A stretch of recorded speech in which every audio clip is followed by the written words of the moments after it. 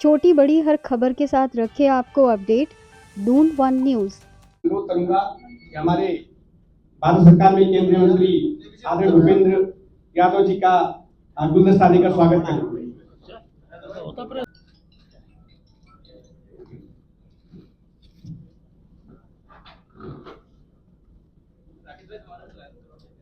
जैसा कि हम सभी को मालूम है कि आपातकाल के 50 वर्ष 25 जून को पूरे हो चुके हैं।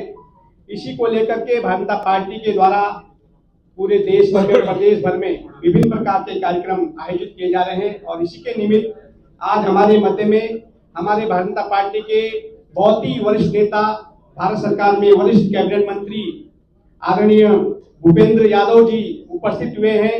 महेंद्र जी उपस्थित हैं। हमारे प्रदेश सरकार में कैबिनेट मंत्री आदरणीय गणेश जोशी जी उपस्थित हैं। मैं आदरणीय मंत्री से अनुरोध करूंगा कि विस्तार से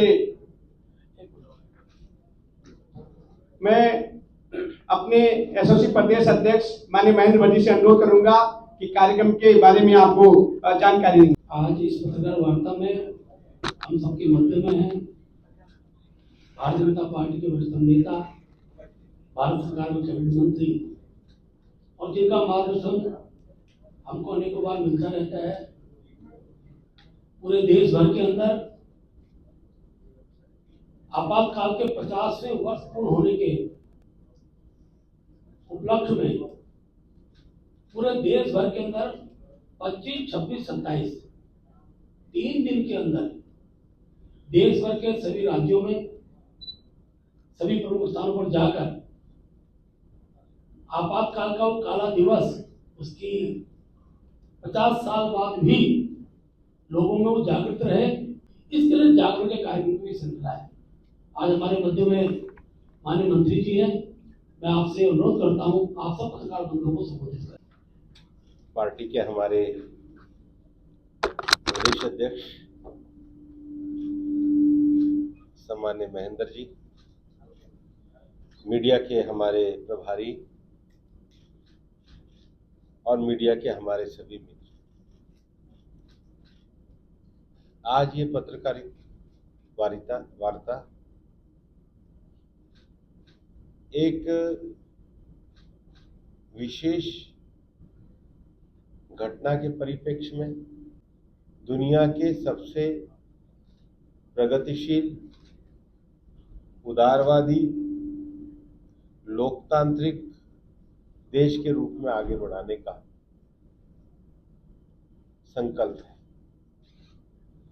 ये जो संकल्प हमें दिया गया था, इस पे हमला करने का काम, कुठाराघात करने का काम और इसकी हत्या करने का काम, ये आज के 50 साल पहले 25 जून 1977 को हुआ था।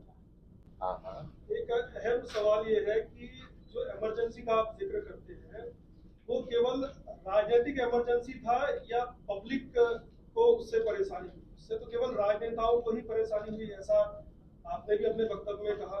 पब्लिक को परेशानी हुई। दूसरा सवाल ये है कि लोकतंत्र जो होता है, आपातकाल में इंदिरा गांधी के साथ जो लोग थे, उनके बहुत सारे लोग आप लोगों के साथ जुड़े हुए हैं। जैसे आपके ही स्टेट के हैं ज्योतिरादित्य सिंधिया, जिनके पिताजी को विदेश से जो है भारत उन्होंने बुलाया था, वो आज आपके साथ है। वो अगर आपातकाल का अगर जिक्र करते हैं तो उसको कैसे हम लोग विश्वास करें?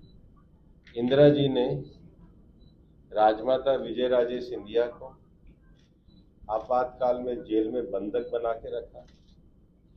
कभी आप मृदुला सिन्हा जी, जो हमारी गोवा की राज्यपाल भी रही हैं, राजमाता के ऊपर लिखी गई उनकी पुस्तक को पढ़ना तो आपको ध्यान में आएगा कि ज्योतिरादित्य जी की दादी के साथ कितना बड़ा अत्याचार इंदिरा जी ने किया। माधवराज सिंधिया फिर विदेश से वापस, ज्योतिरादित्य जी सिंधिया की दादी जी जो विजयराजे सिंधिया है, उन्हीं की दादी।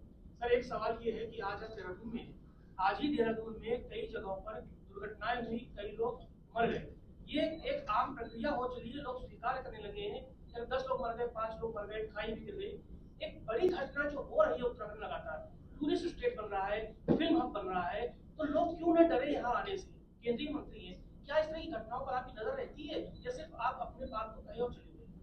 नहीं, सेफ्टी के साथ विषय को आगे बढ़ाने की हम चिंता करें।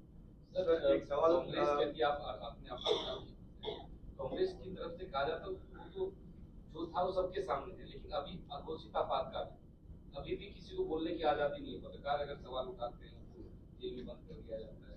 इस पर आपकी क्या राय है? ये दूसरे जो आवाज उठाते हैं उसके साथ भी सबसे बड़ा उदाहरण तो ये है कि आपने का सवाल पूछेंगे, मैं बैठ गया और हम और आप एक दूसरे के बहुत अच्छी तरह जवाब दे। इस सवाल का जवाब फिर आपने एक शब्द में देके खत्म कर दिया। लोग मर रहे हैं, आज ही मर गए 10 लोग और आपने हमारी एक शब्द में खत्म कर दिया। पूरी संवेदना है, संवेदनशीलता थोड़ा सा दिखाइए।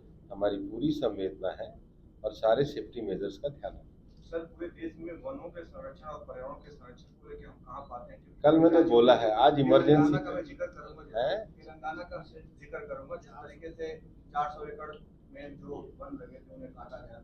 अन्य कई ऐसे राज्य हैं जहाँ वनों की कटाई चल रही है, उसमें क्या हम काम कर रहे हैं? लगातार काम कर रहे हैं। कल शाम को मैंने बहुत डिटेल से विषय रखा है। ये पत्रकार वार्ता इमरजेंसी के विषय में।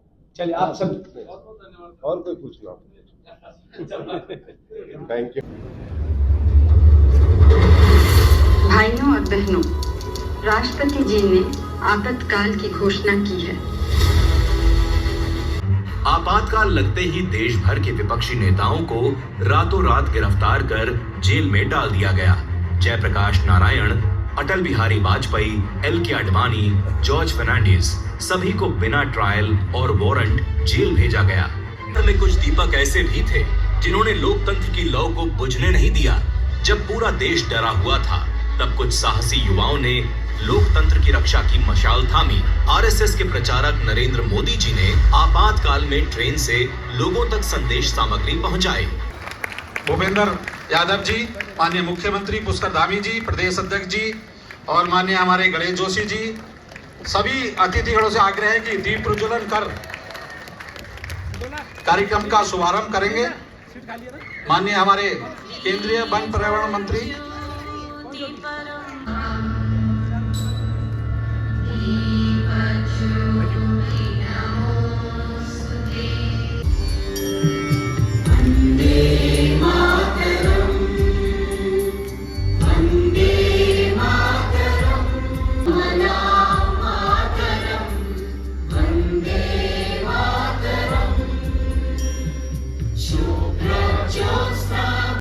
कि उनको पुष्पगुच्छ और स्मृति चिन्ह देकर उनका स्वागत करेंगे।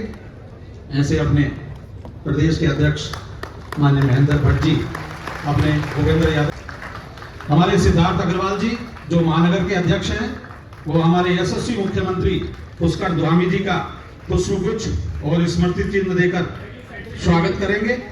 अपने ऐसे सिद्धार्थ अग्रवाल जी,